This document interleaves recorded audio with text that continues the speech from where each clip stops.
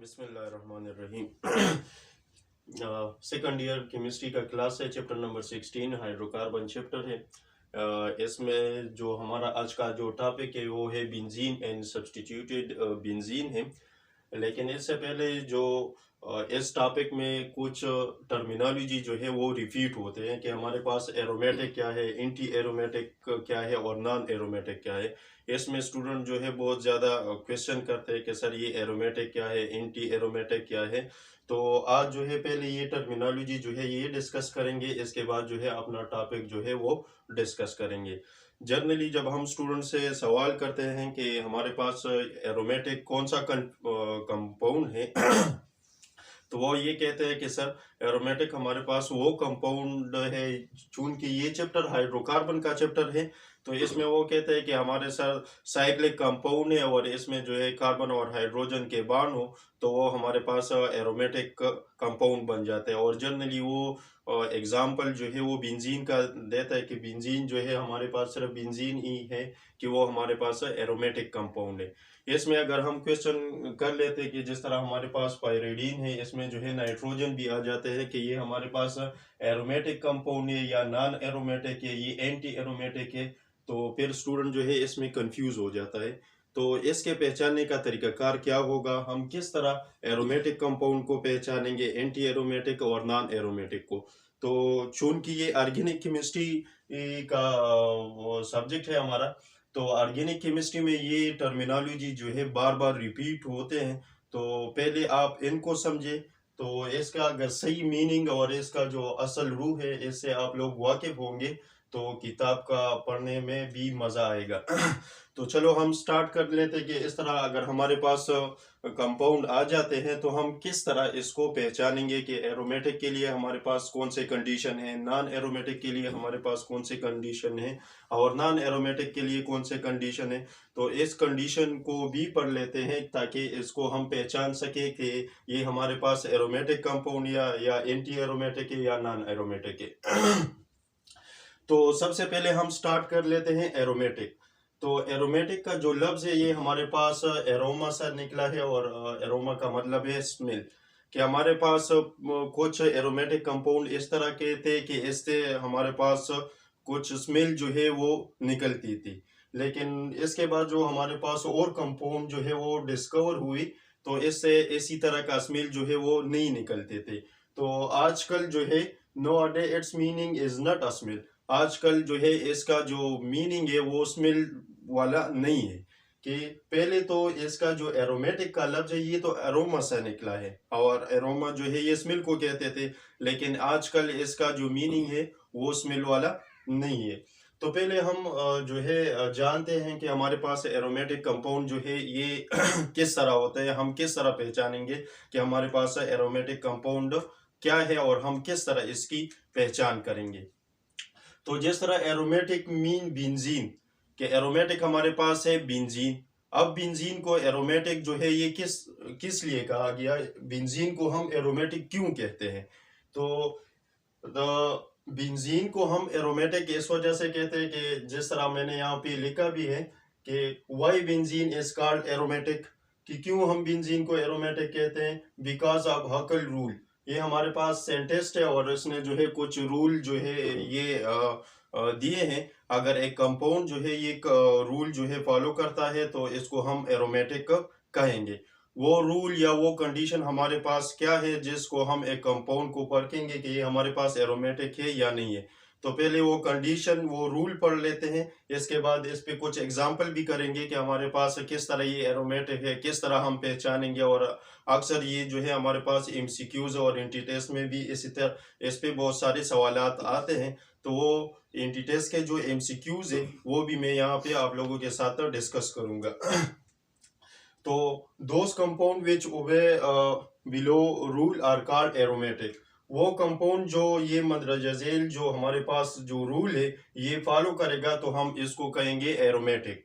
सही, तो वो हमारे पास वो रूल क्या है, पहले कंडीशन या पहला जो रूल है हमारे पास वो ये है कि हमारे पास कंपाउंड जो है वो साइक्लिक होना चाहिए, कि वो कंपाउंड वो साइक्लिक की शक्ल में हो। जिस तरह हमारे पास ये है बेंजीन है, तो ये भी एक साइक्लिक की शक्ल में है। साइक्लिक वो है जो इसका जो हेड और टेल जो है ये हमारे पास अब मालूम ना हो। सही है। तो पहली कंडीशन ये है कि आप कंपाउंड को देखेंगे कि ये साइक्लिक फॉर्म में है या नहीं है। अगर ये साइक्लिक फॉर्म में है तो इसने पहला कंडीशन जो है ओबे कर लिया। आप दूसरा कंडीशन जो है इस पे लागू करेंगे।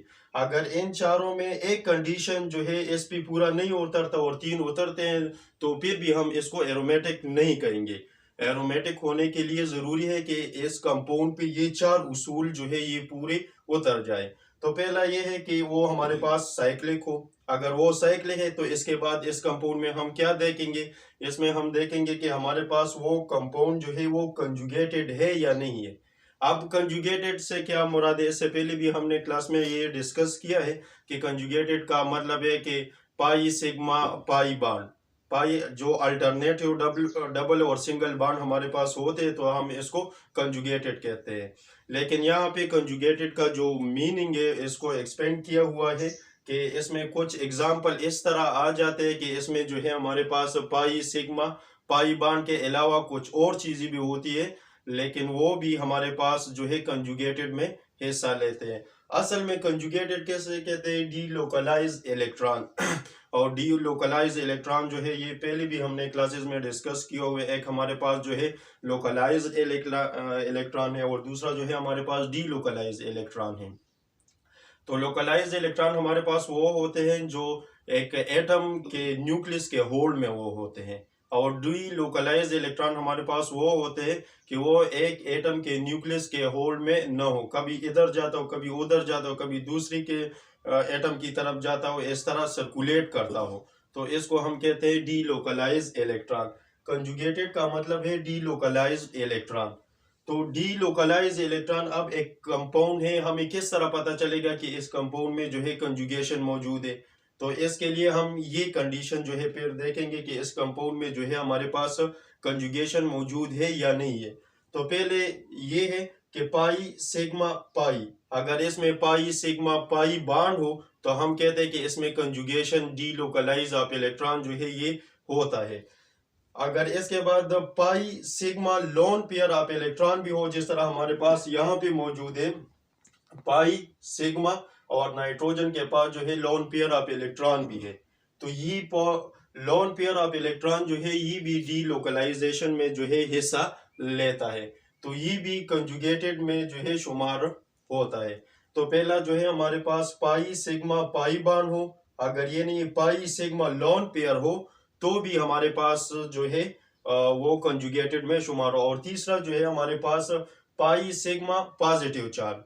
अब ये पाई सिग्मा पॉजिटिव चार्ज से क्या मुराद है, पॉजिटिव चार्ज वेकेंट ऑर्बिटल जो हमारे पास होते हैं, वेकेंट ऑर्बिटल किस तरह होते हैं वो एग्जांपल इस पे हम करेंगे, तो वो फिर एग्जांपल से हम हमारे समझ में आ जाएगा कि इससे क्या मुराद है। जो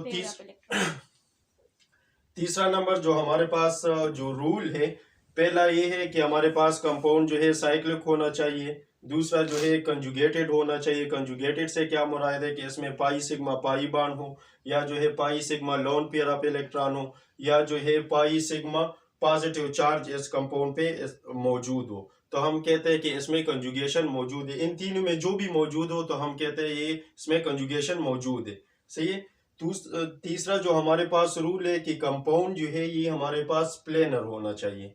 अब ये प्लेनर एक कंपाउंड को सर हम किस तरह देखेंगे कि एक ये कंपाउंड है हमारे पास, ये किस तरह प्लेन पे हम रखेंगे तो ये प्लेनर है या नहीं है, तो इस तरह इसको पहचानना ये थोड़ा मुश्किल है। तो हम फिर कहते हैं कि अगर प्लेनर हम नहीं जानते, हम कहते हैं ये कंपाउंड जो है अगर हमारे पास 2 डायमेंशनल हो, तो हम इस कंपाउंड को अपनी आंखों से तो नहीं देख सकते कि ये हमारे पास 2 डायमेंशन है या 3 डायमेंशन है, तो ये अंदाजा भी हम बगैर एक्सपेरिमेंट के नहीं लगा सकते।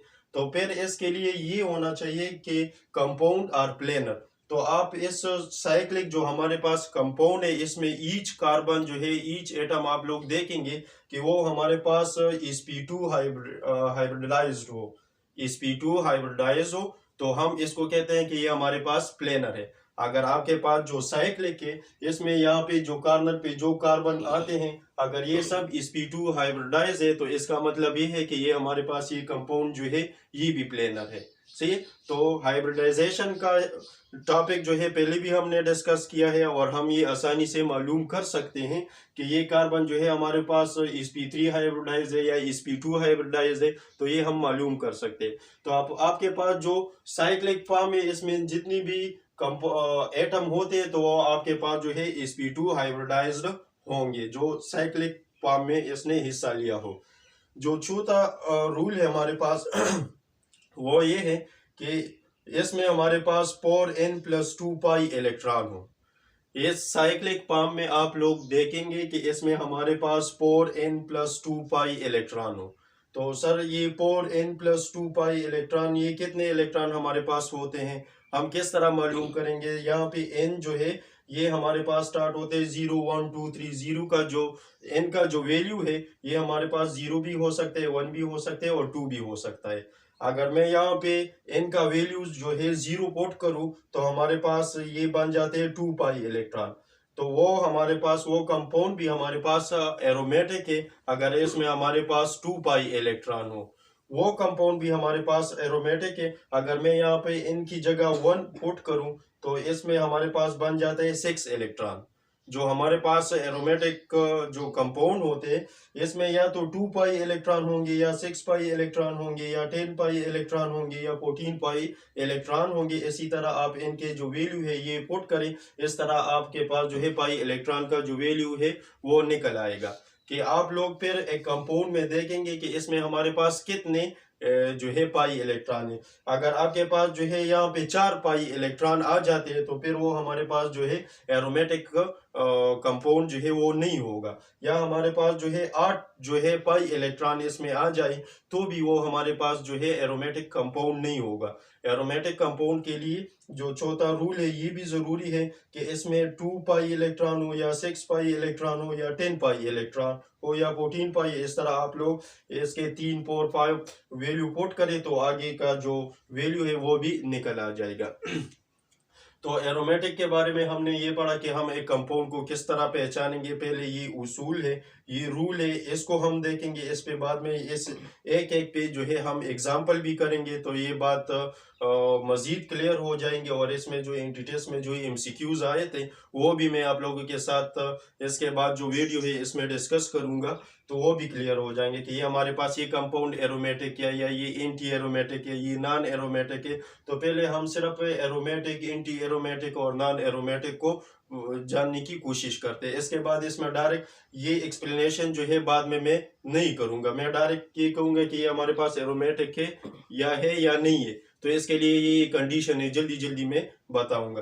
तो पहले कि एरोमेटिक कंपाउंड को हम किस तरह पहचानेंगे कि वो हमारे पास जो है साइक्लिक हो, कंजुगेटेड हो, वो हमारे पास प्लेनर हो या जो है इसमें ईच कार्बन जो है वो sp2 हाइब्रिडाइज्ड हो और इसमें जो है 4n+2 पाई इलेक्ट्रॉन हो। अगर ये एक कंपाउंड जो है ये 4 उसूल जो है ओबे करता है तो इसका मतलब है कि वो एरोमेटिक है। इस पे मजीद एग्जाम्पल भी करेंगे नेक्स्ट वीडियो में, लेकिन अभी जो है हमारे पास एंटी एरोमेटिक है। तो एंटी एरोमेटिक कंपाउंड जो है ये हमारे पास किस तरह होगा, हम इसको किस तरह पहचानेंगे। तो इसके पहचानने का तरीकाकार ये है कि आप रूल या जो इसके लिए एंटी एरोमेटिक कंपाउंड के लिए जो कंडीशन है वो हमारे पास ये है कि वो कंपाउंड भी हमारे पास साइक्लिक होना चाहिए और कंजुगेटेड होना चाहिए। कंजुगेटेड से मतलब जो है हमारे पास पाई सिग्मा पाई या पाई सिग्मा लॉन पेयर या पाई सिग्मा पॉजिटिव चार्ज ये है। सही। तीसरा जो हमारे पास है वो है प्लेनर। यहाँ पे एरोमेटिक और एंटी एरोमेटिक में ये 3 उसूल जो है ऊपर जो 3 उसूल है ये एक जैसे हैं, सिर्फ ये एक उसूल जो है इसमें चेंज है। और इसमें आप लोग जो है एरोमेटिक और एंटी एरोमेटिक में सिर्फ ये एक उसूल चेंज है। इसमें हमारे पास है 4n पाई इलेक्ट्रॉन। एरोमेटिक जो आपके पास कंपाउंड थे इसमें आपके पास जो है 4n+2 पाई इलेक्ट्रॉन थे, यहाँ पे जो है 4n पाई इलेक्ट्रॉन होंगे। इसका मतलब क्या हुआ कि 4n पाई इलेक्ट्रॉन से क्या मतलब है कि एक कंपाउंड को हम देखेंगे यहाँ पे इनका जो वैल्यू है 1 2 3 है, 1 2 3 4 5 6 इस तरह आप लोग आगे जा सकते हैं। यहाँ पे आप लोग देखेंगे कि इनका वैल्यू जो है वो 0 से स्टार्ट होता था, यहाँ पे जो है इनका वैल्यू जो है 0 से नहीं 1 2 3 से इस तरह आगे चलता है। तो इसमें जो हमारे पास एंटी एरोमेटिक कंपाउंड होंगे, इसमें अगर यहाँ पे मैं जो है 1 वैल्यू पुट करूँ तो हमारे पास 4 इलेक्ट्रॉन आ जाते हैं। अगर इनकी जगह मैं 2 वैल्यू पुट करूँ तो हमारे पास जो है 8 पाई इलेक्ट्रॉन आ जाते हैं। अगर 3 का वैल्यू पुट करूँ तो हमारे पास जो है 12 पाई इलेक्ट्रॉन आ जाते हैं। तो इसका मतलब ये हुआ कि अगर हमारे पास एक कंपाउंड है, अगर वो एंटी एरोमेटिक है तो वो हमारे पास साइक्लिक भी होगा, वो हमारे पास कंजुगेटेड भी होगा, वो हमारे पास प्लेनर भी होगा। और इसमें या 4 पाई इलेक्ट्रॉन होंगे या 8 पाई इलेक्ट्रॉन होंगे या 12 पाई इलेक्ट्रॉन होंगे या मजीद इसमें इनकी वैल्यू आप लोग पुट करें तो और पाई इलेक्ट्रॉन जो है इस तरह इसमें होंगे। 4 पाई इलेक्ट्रॉन जो है हमारे पास एरोमेटिक में नहीं थे, लेकिन एंटी एरोमेटिक में ये है। एरोमेटिक में हमारे पास 8 पाई इलेक्ट्रॉन नहीं थे, लेकिन यहाँ वो हमारे पास एंटी एरोमेटिक में है। तो ये कंडीशन है, इस कंडीशन पे हम एक कंपाउंड को पहचानेंगे कि वो हमारे पास एरोमेटिक है या एंटी एरोमेटिक है। सही। इसके बाद जो है हमारे पास एक जो है नॉन एरोमेटिक, तो नॉन एरोमेटिक कंपाउंड को हम किस तरह पहचानेंगे? तो इसका जो नॉन एरोमेटिक का जो हमारे पास डिफिनीशन है वो इसी तरह है कि compound which are neither aromatic nor anti aromatic are called non aromatic. वो कंपाउंड जो हमारे पास ना एंटी एरोमेटिक हो ना एरोमेटिक हो, तो फिर इस कंपाउंड को हम कहेंगे कि ये हमारे पास नॉन एरोमेटिक है। सही है? तो इसके जो हमारे पास जो मीथेन है, मिथाइल क्लोराइड है, इस तरह बहुत सारे एग्जाम्पल जो है हमारे सामने आ जाते हैं, वो सब जो है हमारे पास नॉन एरोमेटिक में इसका शुमार हो जाता है। अगर हम इन तीनों का स्टेबिलिटी ऑर्डर पे बात करें कि हमारे पास जो सबसे स्टेबल कंपाउंड है वो एरोमेटिक है या एंटी एरोमेटिक है या नॉन एरोमेटिक है, तो हमारे पास स्टेबिलिटी ऑर्डर जो है वो इस तरह बन जाता है कि पहले जो सबसे स्टेबल कंपाउंड हमारे पास पाए जाते हैं वो है एरोमेटिक, और इसके बाद जो है नॉन एरोमेटिक, और इसके बाद जो है हमारे पास एंटी एरोमेटिक। अब जो है इस पे एंटिटीज पे किस तरह सवालात आ जाते हैं, तो वो एरोमेटिक पे किस तरह सवालात आ जाते हैं, एंटी एरोमेटिक पे किस तरह आ जाते हैं, नॉन एरोमेटिक पे किस तरह आ जाते हैं, वो एग्जाम्पल जो है हम नेक्स्ट वीडियो में सिर्फ वो एग्जाम्पल डिस्कस करेंगे। ये टर्मिनोलॉजी एक्सप्लेन करने का मकसद यही था कि ये टर्मिनोलॉजी जो है बार बार इसी चैप्टर में जो है रिपीट होंगे। अगर इसके सही मीनिंग से आप लोग वाकिफ नहीं होंगे तो फिर इसको समझना जो है मुश्किल होगा और आप लोग पढ़ने में बोरिंग जो है वो महसूस करेंगे। तो इस पहले मैंने ये बताया, इसके बाद जो है बेंजीन और सब्स्टिट्यूट बेंजीन और इसके जो नोमेनक्लेचर है वो हम फिर जो है डिस्कस करेंगे। लेकिन ये बातें ज़रूरी थी, इस वजह से इस पे मैंने ये वीडियो जो है रिकॉर्ड की। Thank you.